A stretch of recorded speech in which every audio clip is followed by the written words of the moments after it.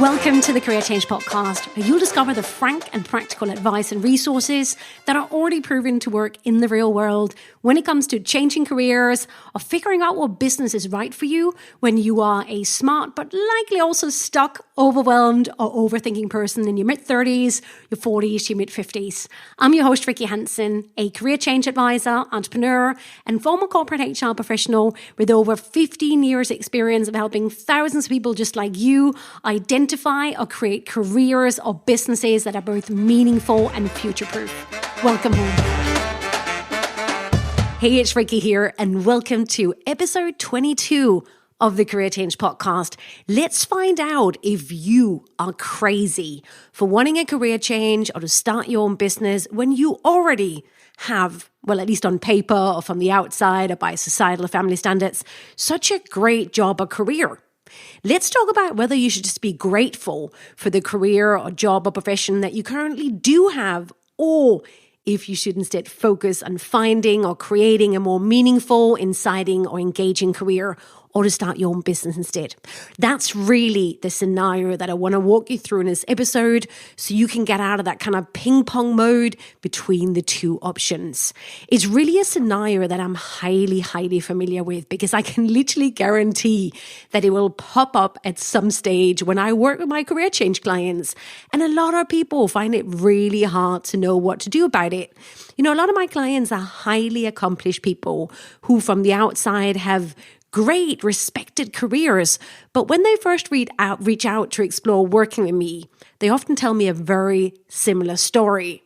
And that's that and I bet you can relate to this story too. They often feel a total mismatch between what they do for a living and who they really are and what they care about or find interesting or what matters to them.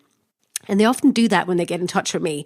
And then they sort of outline the few half-hearted stabs they've had at trying to get away or at trying to figure out what else they wanted to do, which sort of tends to probably happen every once in a while. They'd have a stab at escape, but it never really leads to any concrete change or action. And then they go back to the devil they know. And then they always follow it when they're sort of giving me that sort of description. They always follow it by this. But maybe I should just be grateful for the job that I do have. After all, it's good money, reputation, and safety. And I don't even know if a career change or business would work out anyway. And that very much tells me why they, and maybe you, are still stuck. And it's really also the same thing with my podcast listeners, especially those who also subscribe to my emails over at careerchangepodcast.com. If you're not on the mailing list, make sure you go over to the careerchangepodcast.com because you can email and request what kind of subjects you most want me to cover, and I'll cover them here. And almost every week, I get emails from listeners of the Career Change Podcast that follow a very similar pattern to do with this. And here's an amalgamation of several emails, and I bet you can relate to this scenario too. Hi, Rikke. My name is Lisa, and my situation is that I'm 39. I worked as an accountant, but this could be any profession, for the last 16 years for 3 different companies, all great companies to work for. And I feel that on paper, I have so much, but I've never really enjoyed working in finance. Every year or two, I go on a career change mission and look at exploring other ideas, but then I revert back and I don't change. I kind of find it ironic that I'm in my comfort zone to one extent, but at the same time, I feel very unfulfilled in this area because it does not suit me or my personality. I'm someone who really enjoys engaging with others, and I'm quite personable, which my job is not about at all. COVID-19 for me has really shone the light on how much I dislike my area. It's meant that there's been none of the usual distractions.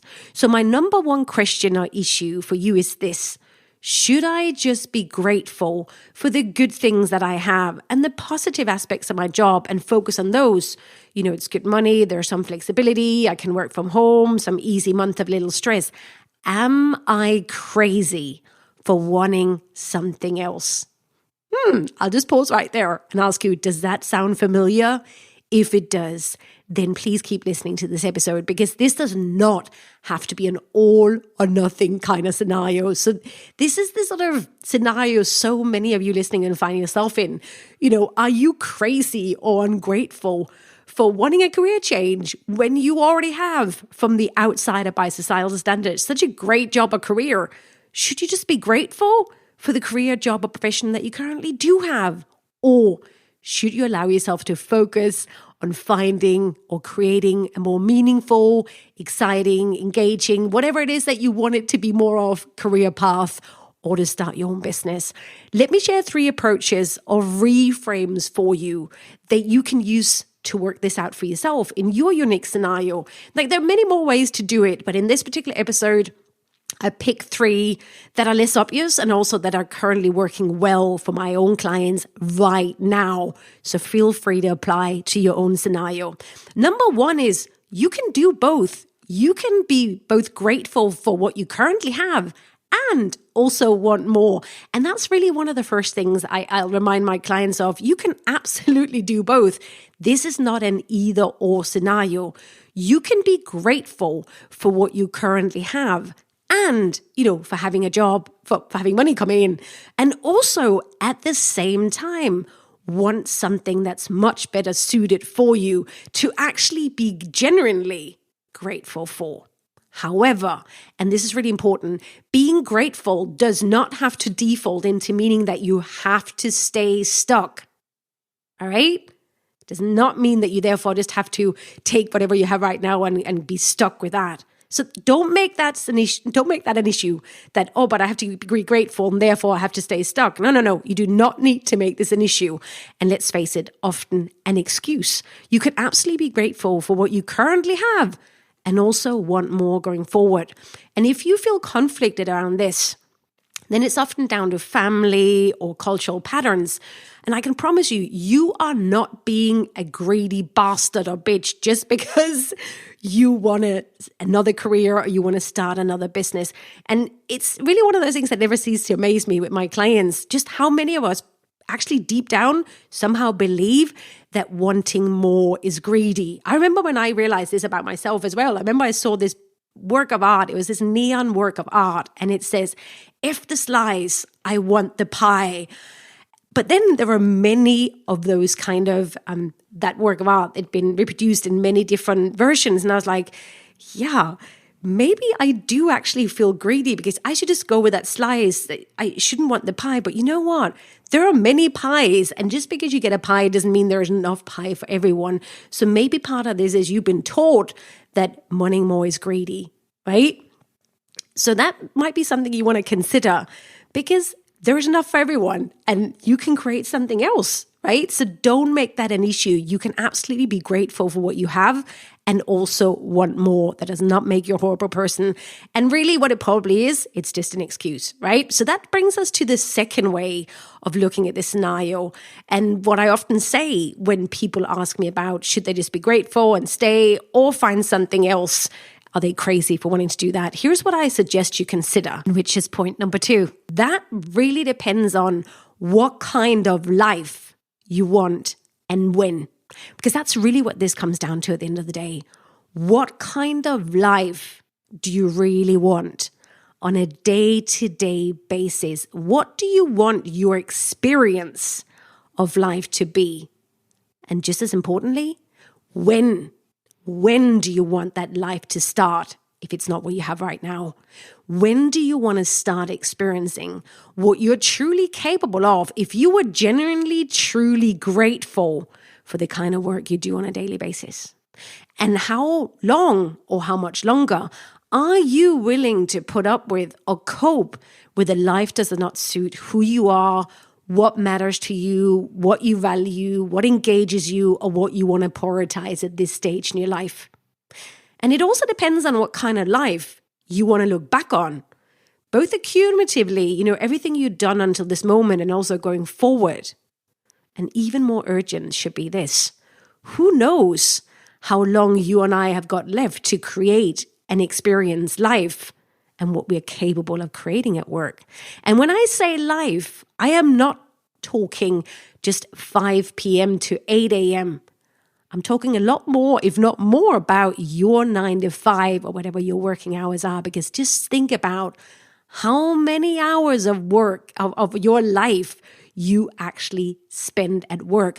Now, I could share some really scary pie charts and stats around how many of our waking hours we spend at work. And if you're the classic professional, you probably spend way too many hours there already, right? That's part of the issue.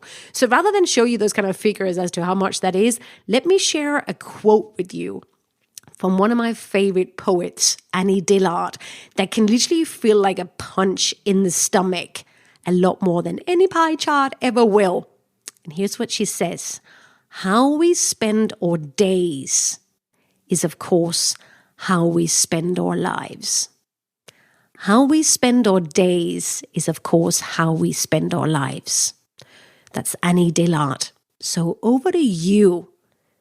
If how you currently spend the majority of your days, your working hours, i.e. at work, if that does not give you the kind of day-to-day experience of life that you truly want, then rather than just be, in quotation marks, grateful and put up with it and stay there, you need to consider the true cost, the real price that you are paying in life value for staying put, both now and accumulatively, because what we're talking about here, my friend, is your lived life.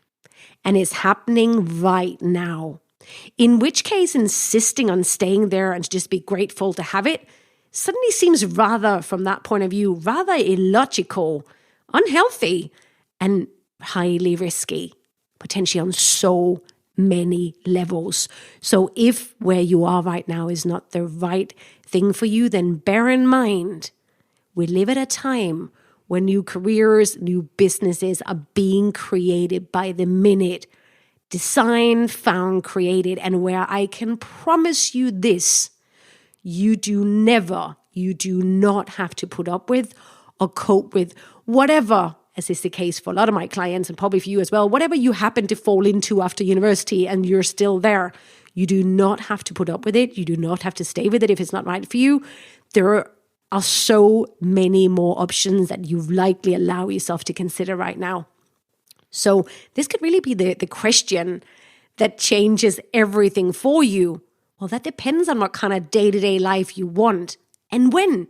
So if if that is not your current job description and everything that goes with it on a lived day-to-day basis, if that's not the kind of life you want, then I would highly recommend that you shift your focus to start finding out and creating what else will, right? And start doing that ASAP.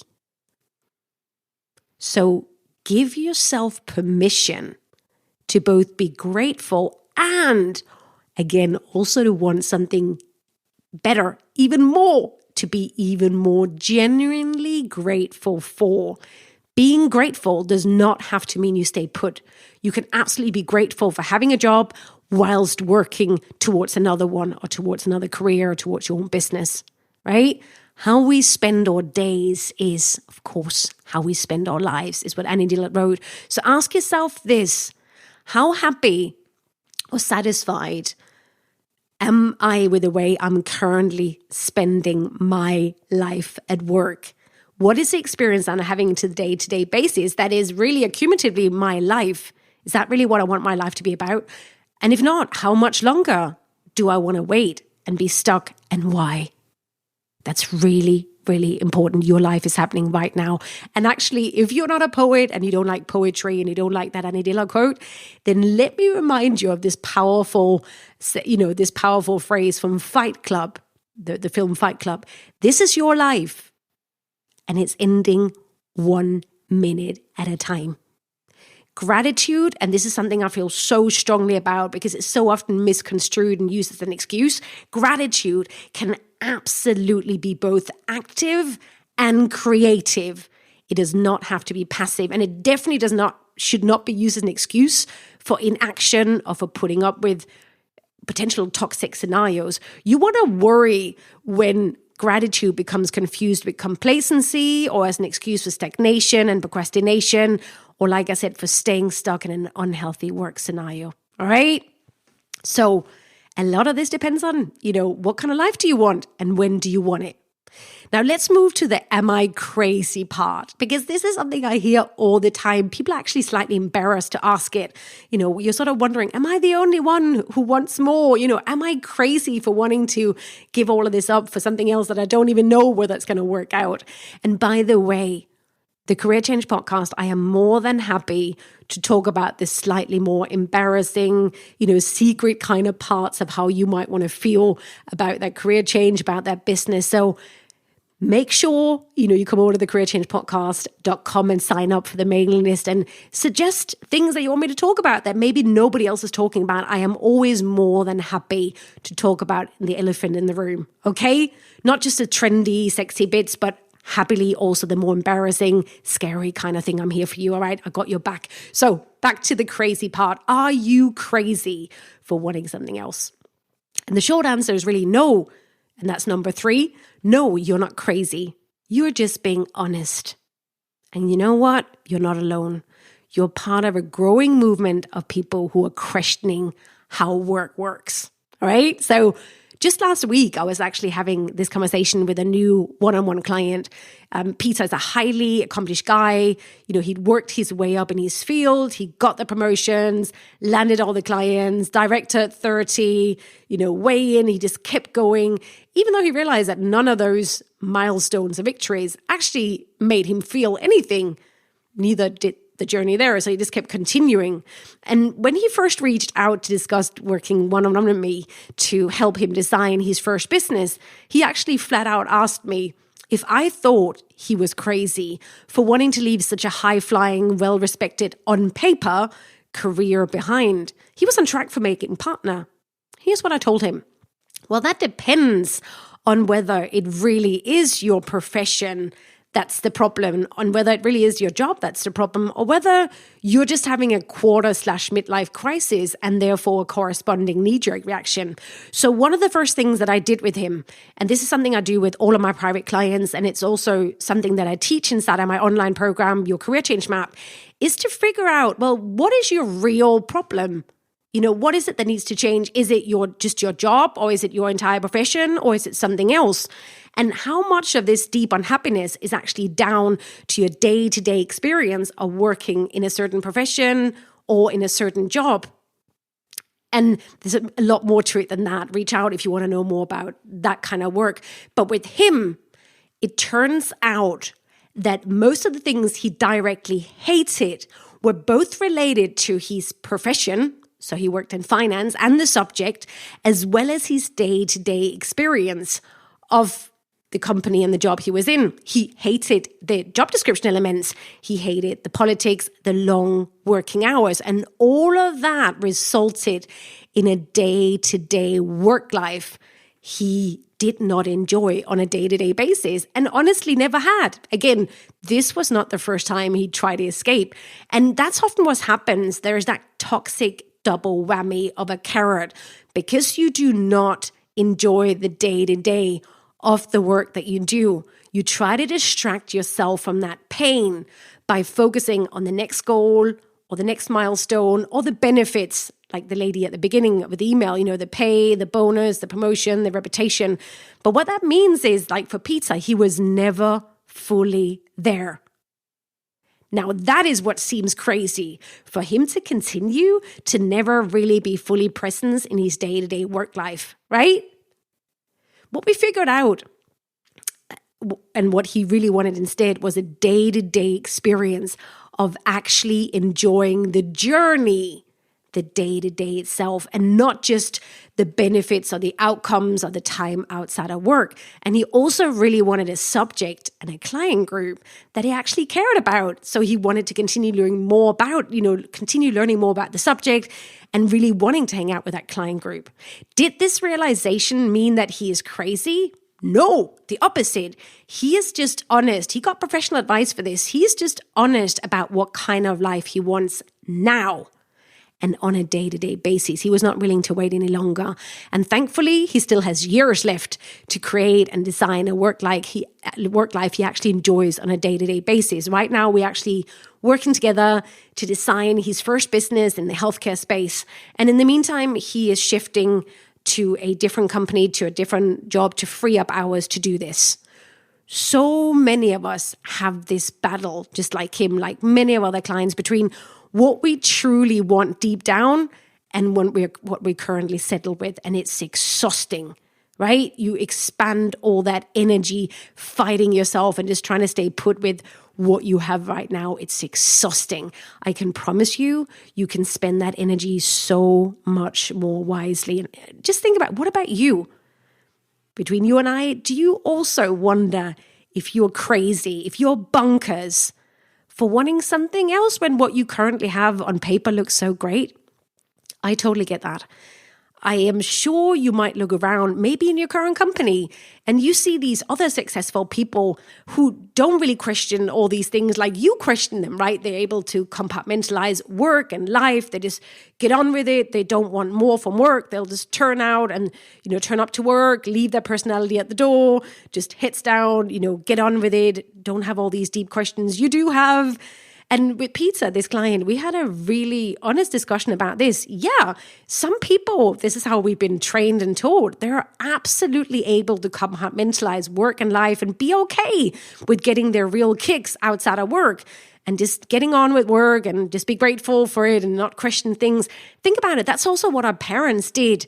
And it's very much what our culture is built on, right? I remember back in 2005, when I wanted to leave a very on paper, high-flying career in human resources for Morgan Stanley behind to start my own career change consulting firm, I remember my mom saying to me, why don't you stay in that great career? Work is not supposed to be fun. Now, my mom is actually an atheist, but this kind of thing really smacks of the classic Northern European Calvinist work ethics, right? You just need to work hard and it's all about work. It's not supposed to be fun and you'll get the benefit later. Let's really break up with that really toxic way of looking at work when there has never been a better time to work differently. You can absolutely have it the way you want. So don't beat yourself up and know you are not crazy for wanting work, whether that's a career or a business that you actually enjoy going to and living through on a day-to-day basis.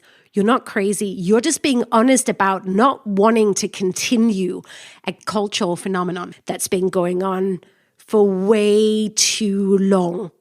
And there has never been a better time to break up with that toxic, sick way of looking at work, right? I remember back when I first started out in 2005, when I left that corporate job behind to start my own thing, that was not really the norm back then. People really did think, what are you on about? This is crazy. Nowadays, I've noticed this with my clients. I've been in this field for 15 years. There are a lot more of us questioning the way that work is not working. Come join us. You're not alone. And I also just want to say, it's not just Gen Z or Gen Y that's doing this. It's also those of us over 35 who are questioning that way of working and who are leaving it and who are creating something better. So you're not alone. And the great thing is, because we're leaving that way of working behind to create something much more meaningful and valuable that we actually want to show up for in the morning and that we want to create and that we really want to put all of ourselves into, we are actually part of creating that new world of work. And that's powerful, right? Forget about the traditional gatekeepers, my friend. So, better to be honest now than to live a lie, especially if that lie is your current day-to-day experience of your life. Got to make that decision for yourself, of course, right? But no, you're not crazy. You're just being honest and you're part of a growing movement. You're not alone. So there you go. It's time to stop ping-ponging and it's time to get honest about what kind of life, what kind of work life you really want on a day-to-day basis. That does not make you greedy or selfish or crazy. It makes you a role model for your children, for people who see you. It makes you a role model for what's possible when it comes to work. TikTok. All right? So if you're enjoying this podcast, then make sure you come over to thecareerchangepodcast.com, sign up for my emails, suggest the kind of topics you want to see covered on this podcast. And of course, if you want professional advice to help you make the right decision on your career change entrepreneurial path, you can also find more information about your career change map and my one-on-one programs over on thecareerchangepodcast.com. So let's make sure you're solving the right problem, and let's make sure you create a work life you actually want to get out of bed for on a daily basis. How we spend our days is, of course, how we spend our lives, right? Do that litmus test. Your life is happening right now. Make it worthwhile. Make it meaningful. I'll see you over at thecareerchangepodcast.com. Thank you so much for listening.